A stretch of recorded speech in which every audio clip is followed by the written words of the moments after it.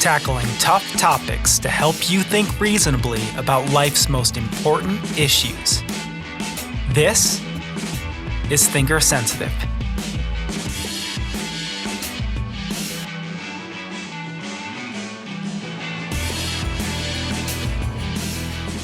Welcome to another episode of Thinker Sensitive. I am your host, Ryan Ragazine. Thank you so much again for listening. I appreciate it so much. I hope you are having a wonderful week. Today, we're going to be talking about the virtue of practicing what we preach and the vice of preaching without practicing. You have heard it said, "Do as I say, not as I do." But I say to you, practice what you preach and embody and live out what you proclaim, and you will earn respect from others and will experience the lasting fruits of a life lived with integrity. Though these words are not gospel, and though they are certainly not canonical, and definitely not from Jesus Christ himself, I think they're wise and prudent. For example, children know them to be true, for the sons and daughters of parents who preach without practicing naturally lose respect for parental authority, as the words of their parents slowly begin to fall on deaf ears over time. Have you ever experienced a church that preaches love and kindness, but is full of cold and unkind people? Or maybe the pastor of the church itself preaches the importance of generosity and giving, but refuses to hire full-time employees and fails to compensate his staff well. And maybe he preaches a message of forgiveness from the pulpit on Sunday mornings. But when a family decides to leave his church, his heart is full of bitterness, and he's unable to forgive.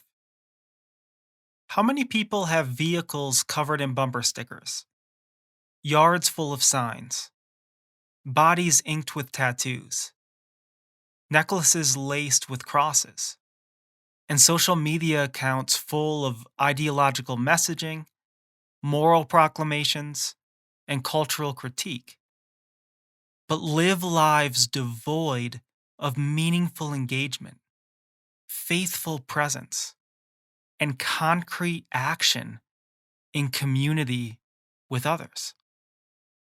I have no issue with preaching or communicating a message through various mediums.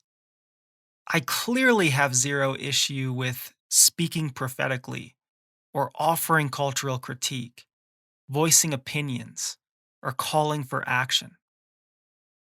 The issue here is when our personal expression and when our public proclamations are consistently disconnected and severed from action, embodiment, and lifestyle. I see this with a lot of young people today.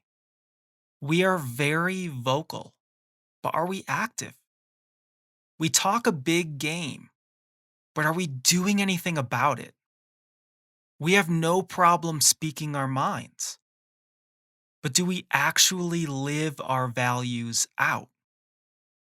Social media is full of preaching, but devoid of practice. Our voices are loud, but do our actions possess any volume? Though we shout out our convictions to the world, are we silent and muted when it comes to concrete involvement in our communities and practical engagement in our neighborhoods? So let's define our terms. What does it mean to preach without practicing? When I express a value for an ideal or stand up for a cause through some form or medium of communication, but don't live into the ideal or don't take any concrete action for the cause, I'm failing to practice what I preach. This is also a working definition for virtue signaling. Signaling virtue through images, symbolism, and language without enacting and embodying the virtue that's being communicated. Signaling virtue without being virtuous. Expression that lacks being. Communication that lacks animation and dynamism. Appearances without inward character and outward action. This is related to the notion of hypocrisy. Now, no one perfectly avoids hypocrisy. There certainly is a little hypocrite in all of us. And we all have blind spots, which is why honest self evaluation and self critique are so vital to ethical living. Whenever one consistently preaches without practicing, one is being hypocritical. In the same way, whenever one consistently signals virtue without embodying and enacting that virtue in the world, one is guilty of virtue signaling. Moral judgments are not inherently bad, but one of the ways in which they can be bad is when they are hypocritical. Let me give a hypothetical example. When I call out people for watering their lawns in a very dry state like Colorado, being critical of others for wasting valuable and even precious resources, but I wash my car, power wash my driveway, swim in pools, wash my dog, run my dishwasher and my washing machine, take baths and long showers, own a hot tub, watch my kids as they run around in city fountains, and take my family to Waterworld, I'm making a hypocritical judgment. As innocent and as unintentional as this might be. And if someone calls me out for this, I really have no reason to be upset about it.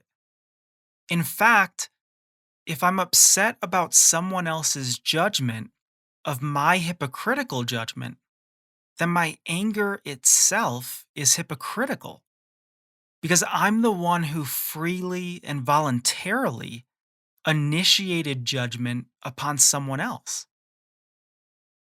So, why do we preach without practicing? Why do we virtue signal? Why do we cast hypocritical judgments? I think sometimes we do these things for our own personal benefit.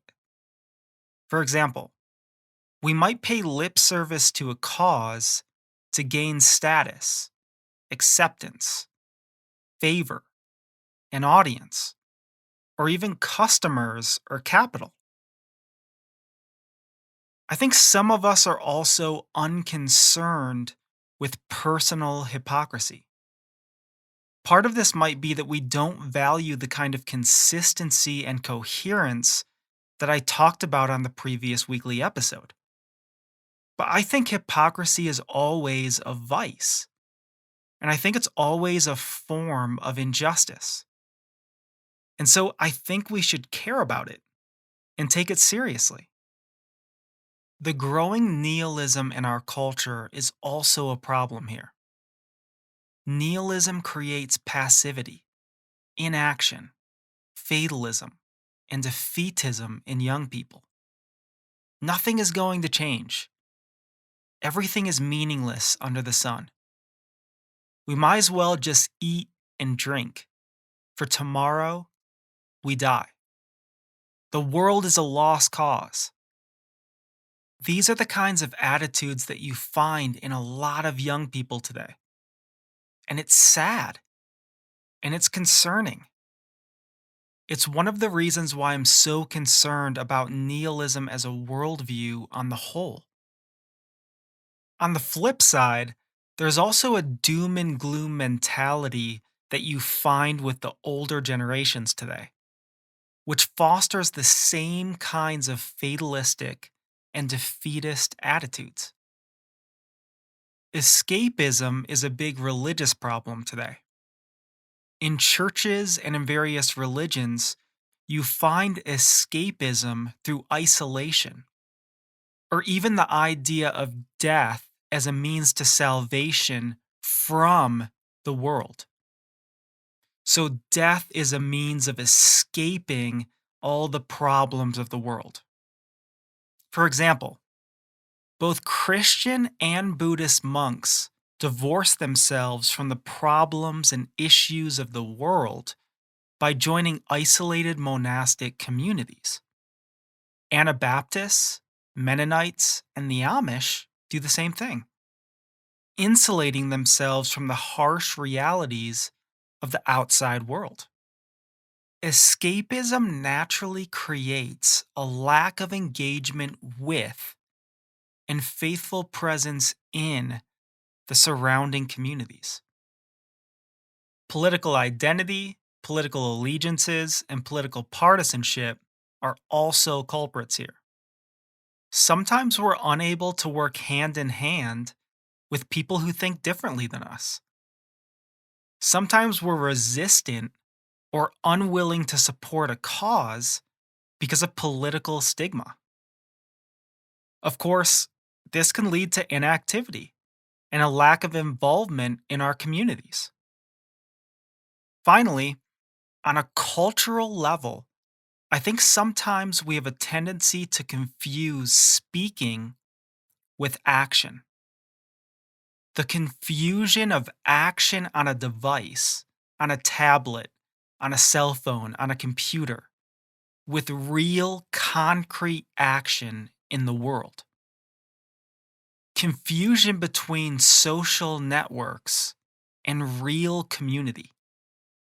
So we preach without practicing. We express ourselves without active engagement. We speak without really getting our hands dirty. There are many negative consequences that stem from preaching without practicing.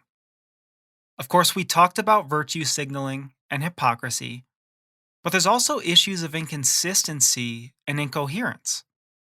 There's inconsistency between what we say and what we do, or our words and actions lack coherence with one another. Our words lose meaning.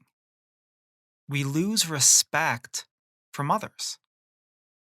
We become untrustworthy. Our sincerity and authenticity come into question. We do damage to our integrity.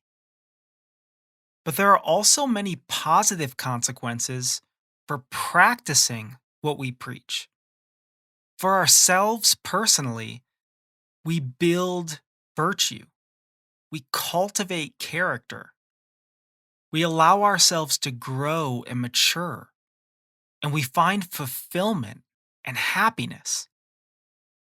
I am a big proponent of the ancient and classical idea that the moral life is the good life, that the virtuous life is the happy life. To be consistent, to be coherent, to be trustworthy, to be sincere and authentic, to have integrity.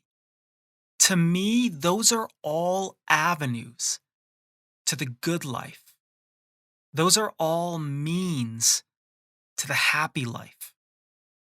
John Wesley, the founder of Methodism, believed that to be holy was to be happy, and to be happy was to be holy. And I think he was right. But there are also many benefits that those around us experience when we practice what we preach. Our communities experience acts of mercy and acts of justice. Beautification takes place. Reform, positive change, and transformation happens in our neighborhoods. Much work is done for the greater good of our cities. Faithful and unifying activity that promotes the thriving and the vitality of our communities. Before I end today's podcast, I want to give some personal recommendations and personal encouragement to those who may be listening. I think sometimes when I do episodes on ethics or morality, it can come off as heavy-handed, and that's definitely not my intention. So my first recommendation here, my first encouragement, would be to give yourself grace and give others grace. It's not so much about what you have done, but about what you're doing now and what you will do. I'd encourage you to get involved in volunteer activities and service projects in your neighborhood, and team up with local nonprofits and charitable organizations in your community. Organizations and nonprofits that embody and enact the values that you profess and the things that you believe in. It's always important to be intentional about acting out and living into our values and our ideals. I think it's also important that we put our money where our mouths are.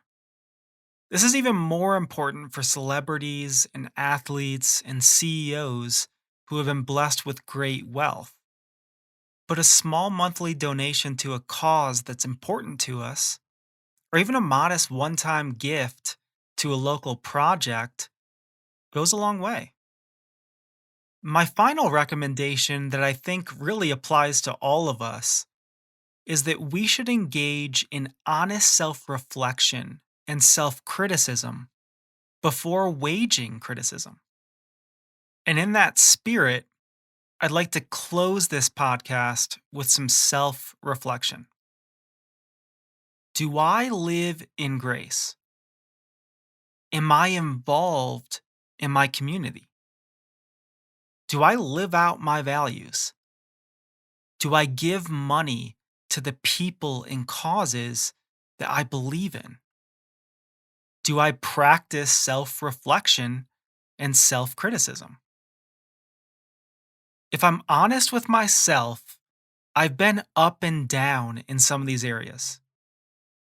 There have been times in my life where I've lived like a monk in a monastery or a scholastic in an ivory tower. There have been seasons in my life devoted to learning about the importance of loving my neighbor, but devoid of any concrete application in the real world. There have also been times where I've been very active in the community, working hand in hand with local nonprofits, organizing teams, scheduling events, and promoting the greater good in my community and in my city. But since COVID hit, I haven't really been very active. I kind of got derailed, and I've gotten off track. And I know I need to get back to it. I hope that 2022 will be the year. And I hope you'll join me. Thanks as always for listening. This episode, and all episodes of Thinker Sensitive, are available at thinkersensitive.com, iTunes, Spotify, and more. If you enjoy our content and wish to donate to help us grow our online community of thinkers, please visit thinkersensitive.com.